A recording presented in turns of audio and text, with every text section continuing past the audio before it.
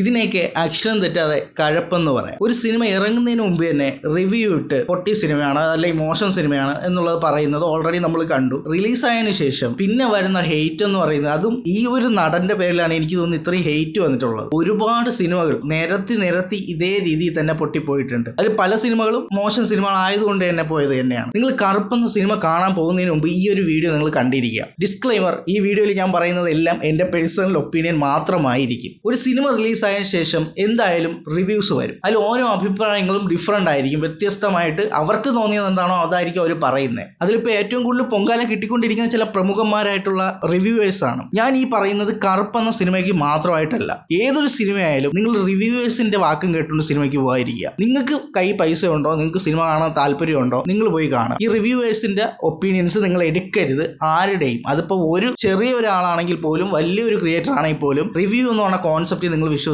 ഇപ്പൊ എനിക്കൊരു സിനിമ ഇഷ്ടപ്പെട്ടെങ്കിൽ ഞാൻ എൻ്റെ ഒരു ഫ്രണ്ടിന്റെ അടുത്ത് പറയുകയാണ് എനിക്ക് ആ സിനിമ ഇഷ്ടപ്പെട്ടു, അല്ലെങ്കിൽ എനിക്ക് ഇഷ്ടപ്പെട്ടില്ല എന്ന് പറയുമ്പോൾ ആ ഒരു ഫ്രണ്ട് ആ സിനിമ കാണാൻ ആഗ്രഹിച്ചിരുന്നതാണെങ്കിൽ ആ ഫ്രണ്ട് സിനിമ കാണാൻ പോവില്ല. പക്ഷെ OTT വരുന്ന സമയത്ത് ആ സിനിമ ആ ഫ്രണ്ടിന് ഇഷ്ടപ്പെട്ടു, അപ്പോൾ ആ ഒരു ഫ്രണ്ടിന് അവിടെ ഒരു നിരാശ അല്ലെങ്കിൽ ഒരു നഷ്ടം അവിടെ ഉണ്ടാവും. ഇതുപോലെ തന്നെയാണ് റിവ്യൂവേഴ്സിന്റെ കാര്യം. നിങ്ങൾ കാണുന്നത് ഒരു വ്യൂവേഴ്സിന്റെ POVയിലാണെങ്കിൽ ഒരു ക്രിയേറ്റർ എന്ന നിലയ്ക്ക് ഇവിടെ നിന്ന് അങ്ങോട്ട് നിങ്ങൾ നോക്കുന്ന സമയത്ത് നമുക്ക് ഈ ഒരു വീഡിയോ അപ്ലോഡ് ചെയ്യുന്നതിന് ഒരുപാട് ക്രൈറ്റീരിയകളുണ്ട്. നമുക്ക് ഈ ഒരു വീഡിയോ വേണമെങ്കിൽ റീച്ച് ആക്കാൻ വേണ്ടിയിട്ട് ഇന്റൻഷനലി നമുക്ക് ആ രീതിയിലുള്ള ഇത് നമുക്ക് ചെയ്യാൻ പറ്റും. എന്തുകൊണ്ട് എനിക്ക് ആ സിനിമ ഇഷ്ടപ്പെട്ടില്ല എന്നുള്ള പറയാതെ സർക്കാസം രൂപത്തിൽ പറഞ്ഞ് നിർത്തുക, അതായത് ഒരു ആൻസർ ഇല്ലാതെ എൻഡ് ചെയ്ത് റിവ്യൂ പറഞ്ഞു കഴിഞ്ഞാൽ റിവ്യൂ എന്ന് പറയുന്നത് സക്സസ് ആണ്, അല്ലെങ്കിൽ അത് വൈറലാവും. എക്സാമ്പിൾ നമ്മൾ കോക്കിന്റെ ഒക്കെ റിവ്യൂ ആ ഒരു ഫോർമാറ്റ് ആണ്. എന്തുകൊണ്ട് ഇഷ്ടപ്പെട്ടില്ല എന്ന് പറയില്ല, ആ ഒരു സാധനം ഇഷ്ടപ്പെട്ടില്ല എന്നുള്ളതേ പറയൂ. പക്ഷെ അതേസമയം ഈ ഡീറ്റെയിൽ ആയിട്ട് റിവ്യൂ വേണമുണ്ട്. ഈ ഉണ്ണി വ്ളോഗ്സ് ഒക്കെ ചെയ്യുന്ന പോലെ കുറച്ച് ഡീറ്റെയിൽ ആയിട്ട്, അതായത് ഇന്ന കാര്യം കൊണ്ട് എനിക്ക് ഇഷ്ടപ്പെട്ടില്ല എന്ന് പറയുന്ന ടൈപ്പ് റിവ്യൂസ് ഉണ്ട്. നിങ്ങൾ കോക്കിന്റെ ഇതും ഉണ്ണീരെ ഇതും എടുത്ത് നിങ്ങൾ നോക്കുന്ന സമയത്ത്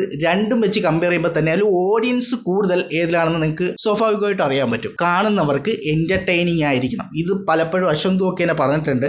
എൻ്റർടൈനിങ് ആക്കാൻ വേണ്ടിയിട്ടാണ് ഈ പല പരിപാടികളും അതിനകത്ത് ഉണ്ടാക്കുന്നതും ചില വേർഡ്സുകൾ ഇടുന്നതും അതൊരു എൻ്റർടൈൻമെൻറ്റ് പർപ്പസിന് വേണ്ടിയിട്ടാണെന്ന് പറയുന്നുണ്ട്. അപ്പോൾ അതൊരു ഇൻറ്റൻഷൻ ആണല്ലോ. അപ്പോൾ ഈ ഒരു റിവ്യൂ കണ്ടിട്ട് ഒരു സിനിമയുടെ നിലവാരം വിലയിരുത്തുന്ന ഒരു വ്യൂവർ എന്ന നിലയ്ക്ക് നിങ്ങൾ ചിന്തിച്ച് നോക്കുക. അപ്പോൾ ആ പറയുന്ന റിവ്യൂ എന്ന് പറയുന്നത് 100% പ്യുവറായിട്ടുള്ള അയാളുടെ എക്സ്പീരിയൻസ് ആണോ അവിടെ ഷെയർ ചെയ്യുന്നത്? അവിടെ ഒരു എന്റർടൈൻമെന്റ് പർപ്പസും കൂടി ഇൻക്ലൂഡ് ചെയ്യുന്നുണ്ട്. അല്ലാതെ ഡയറക്റ്റ് വന്നിരുന്നിട്ട് എന്റെ അഭിപ്രായം പറയുക എന്നുള്ള ഒരു ഫോർമാറ്റ് അല്ല. അപ്പൊ ഷസാമൊക്കെ എനിക്ക് തോന്നുന്നു കുറച്ചും കൂടി ഡയറക്റ്റ് ആണ്. നോർമലി പറയില്ലേ, നമ്മൾ കാഷ്വലി ഒരു ഫ്രണ്ടിൻ്റെ അടുത്ത് പറയുമ്പോൾ ഞാൻ പറയുന്നത് അതുപോലെ തന്നെ പറയുന്നുണ്ട്, അത് എൻ്റെ മാത്രം അഭിപ്രായമാണ്. ഇതുപോലെ പല ഡിഫറെൻറ്റ് വേരിയേഷനിലുള്ള റിവ്യൂസ് നമുക്ക് ഇന്ന് അവൈലബിൾ ആണ്. അപ്പോൾ ഇതിൻ്റെ പേരിൽ നിങ്ങൾ ഒരു സിനിമയും ഡിസിഷൻസ് എടുക്കരുത്. നിങ്ങൾക്ക് കാണാൻ നിങ്ങളുടെ കയ്യിൽ ക്യാഷ് ഉണ്ടെങ്കിൽ നിങ്ങൾ പോയി കാണുക. ബാക്കി നിങ്ങൾ തന്നെ എക്സ്പീരിയൻസ് ചെയ്താലേ നിങ്ങളുടെ ടേസ്റ്റും നിങ്ങളുടെ ഇതും അത് മനസ്സിലാക്കാൻ പറ്റുമോ. ഞാൻ ഇത്രയും കാര്യം ഇവിടെ പറഞ്ഞത് കറുപ്പെന്ന് പറയുന്ന സൂര്യയുടെ ഫിലിം, ഈ ഒരു സിനിമയെ കുറിച്ച് പറയുകയാണെന്നുണ്ടെങ്കിൽ അവർ പ്ലാൻ ചെയ്ത ദിവസം അത് ഇറക്കാൻ പറ്റാതെ ആ ഒരു ഫസ്റ്റ് ഇംപ്രഷൻ അവർക്ക് ഒരുപാട് ഡൗൺ ആയിട്ടാണ്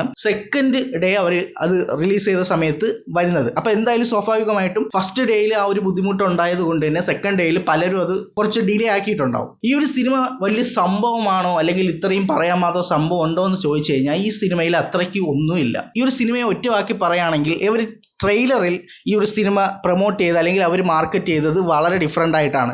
അതുകൊണ്ട് തന്നെ ഈ സിനിമ രണ്ട് തരത്തിൽ ഇമ്പാക്റ്റ് ചെയ്തിട്ടുണ്ട്. ഒന്ന്, ഇത് കണ്ടവർക്ക് നേരെ ഓപ്പോസിറ്റുള്ള ഒരു എക്സ്പീരിയൻസും കിട്ടിയിട്ടുണ്ട്. രണ്ടെന്ന് പറയുന്നത് തീരെ പിടിക്കാത്തവരുമുണ്ട്. ട്രെയിലറിലൂടെയൊക്കെ നമുക്ക് തന്ന ഒരു ഇമ്പാക്റ്റ് എന്ന് പറയുന്നത് ഇതൊരു സൂര്യയുടെ ഒരു രക്ഷകൻ കൈൻഡ് ഓഫ് ഒരു വക്കീൽ ക്യാരക്ടറാണ്, അല്ലെങ്കിൽ ഒരു കോർട്ട് റൂമിൽ നടക്കുന്ന ഒരു ഡ്രാമ പോലൊരു സ്റ്റോറിയാണ്. അങ്ങനെയാണ് നമുക്ക് ഇതിൻ്റെ ട്രെയിലർ വൈബിലൂടെ നമുക്ക് മനസ്സിലാവുന്നത്. ഈ ഒരു സിനിമ ശരിക്കും ഒരു സൂപ്പർ നാച്ചുറൽ എന്നൊക്കെ വേണമെങ്കിൽ നമുക്ക് പറയാം. ഒരുപാട് ഇൻസ്പിറേഷൻസ് മറ്റു സിനിമകളിൽ നിന്നൊക്കെ എടുത്തിട്ടുള്ള കാന്താരയൊക്കെ കണ്ടിട്ടുണ്ടെങ്കിൽ ഇഷ്ടപ്പെട്ടിട്ടുണ്ടെങ്കിൽ അതിൻ്റെ ഒരു ഫ്ലേവർ സിനിമയാണ്. പക്ഷേ ഇത് കുറച്ചും കൂടി മാസ് മസാല, കുറച്ചുകൂടി കൊമേഴ്ഷ്യലൈസ് ചെയ്തിട്ടുണ്ട്. ഇതിനകത്ത് കുറേ കൂടി അതിൻ്റെ സോങ്സും സായി അഭ്യങ്കറിൻ്റെ കൊമേഴ്ഷ്യൽ എലമെൻസിന് ഈ സിനിമയ്ക്കകത്ത് ഒരുപാട് ഇമ്പോർട്ടൻസ് ഉണ്ട്. അതായത് തിയേറ്റർ എക്സ്പീരിയൻസ് എന്ന് പറയുന്ന ഒരു ഇതിനെ ഫോക്കസ് ചെയ്തുകൊണ്ടാണ് ഈ കറുപ്പെന്ന സിനിമ മേക്ക് ചെയ്തിരിക്കുന്നത്. അത് RJ ബാലാജി എന്ന് പറഞ്ഞ ഡയറക്ടറിൻ്റെ ആ ഒരു മേക്കിങ്ങും ആ ഒരു സിനിമ അപ്രോച്ച് ചെയ്തിരിക്കുന്ന രീതിയും അതിനകത്ത് യൂസ് ചെയ്തിരിക്കുന്ന VFXും മറ്റ് സംഭവങ്ങളും നോക്കുന്ന സമയത്ത് തന്നെ തിയേറ്റർ എക്സ്പീരിയൻസിന് കഴിഞ്ഞിട്ട് ഈ ഒരു സിനിമ മൊബൈലിൽ കണ്ട ഈ ഒരു സിനിമ തനി ട്രോൾ മെറ്റീരിയൽ ആയിരിക്കും. ഒരുപാട് ട്രോൾസ് വരാൻ പോകുന്നൊരു സിനിമയാണ്. കാരണം ഇതിൽ യൂസ് ചെയ്തിരിക്കുന്നത് നമ്മളിപ്പോൾ മാർവലിലൊക്കെ കാണുന്ന പോലെ പല ടൈം ലൈൻ ഇതും അങ്ങനെ ഒരുപാട് സംഭവങ്ങൾ ഇതിനകത്തുണ്ട്. കറുപ്പ് സ്വാമി എന്ന് പറയുന്ന അല്ലെങ്കിൽ കറുപ്പ് എന്ന് പറയുന്ന ഒരു ഗോഡിൻ്റെ റെഫറൻസിൽ ഒരു ഹ്യൂമൻ ക്യാരക്ടറിനെ അവർ ഡെവലപ്പ് ചെയ്തിട്ട് അത് വെച്ചിട്ടാണ് ഈ ഒരു സിനിമയ്ക്കകത്ത് അവർ ചെയ്തിരിക്കുന്നത്. നമ്മൾ നോർമലി ഒരു സൂപ്പർ ഹീറോ സിനിമ എങ്ങനെ കാണുന്നു അതുപോലെ നമുക്ക് കാണാൻ പറ്റുന്ന ഒരു കൈൻഡ് ഓഫ് സിനിമയാണ് കറുപ്പ് എന്ന് പറയുന്നത്. ഈ ഒരു സിനിമ അപ്രോച്ച് ചെയ്യേണ്ടത് സൂര്യ എന്ന് പറയുന്ന ആക്ടറിൻ്റെ ഇത്രയും കാലയളവിനകത്ത് ഒരുപാട് പടക്കങ്ങൾ ഇങ്ങനെ ചറപറ പൊട്ടിച്ചിട്ട് അദ്ദേഹത്തിൻ്റെ ഒരു കംബാക്ക് നമ്മൾ ആഗ്രഹിച്ചിരുന്ന ആ ഒരു കംബാക്ക് റൈറ്റ് ടൈമിൽ ഒരു എക്സ്പീരിയൻസ് കിട്ടുക എന്നുണ്ട്. അതായത് ആ ഒരു ആക്ടറിനെ സെലിബ്രേറ്റ് ചെയ്യാൻ പറ്റുക എന്ന് പറയുന്ന ആ ഒരു എലമെൻറ്റ് ഈ സിനിമയ്ക്കകത്തുണ്ട്. ആ ഒരു ആക്ടറിൻ്റെ എനർജി ഈ ഒരു സിനിമയെ ആ രീതിയിൽ അപ്രോച്ച് ചെയ്യുക. അതല്ലാതെ ചില പ്രമുഖന്മാർ പറയുന്ന പോലെ ഒരു മാസ് മസാല പടത്തിൽ ഇങ്ങനെ ഒരു ഇൻട്രോ വേണോ, അല്ലെങ്കിൽ ഒരു മാസ് മസാല പടത്തിൽ ഇങ്ങനെ ചെയ്യണോ.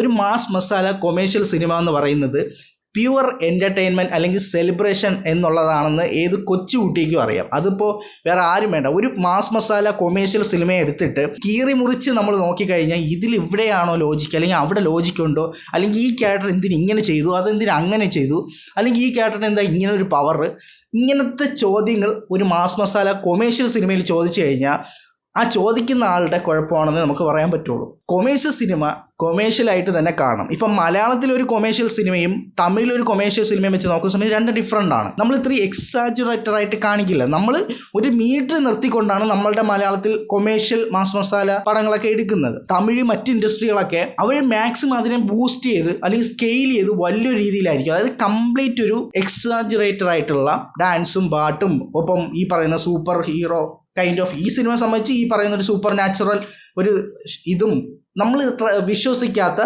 ലാർജർ ദാൻ ലൈഫ് റിയൽ ലൈഫിൽ നടക്കാത്ത ടൈപ്പ് സംഭവങ്ങൾ കുത്തി നിറച്ചുകൊണ്ടാണ് ഈ ഒരു സിനിമ മേക്ക് ചെയ്തിരിക്കുന്നത്. അല്ലെങ്കിൽ ഇതൊരു പാക്കേജ് ആയിട്ട് അവർ സെറ്റ് ചെയ്തിരിക്കുന്നത്.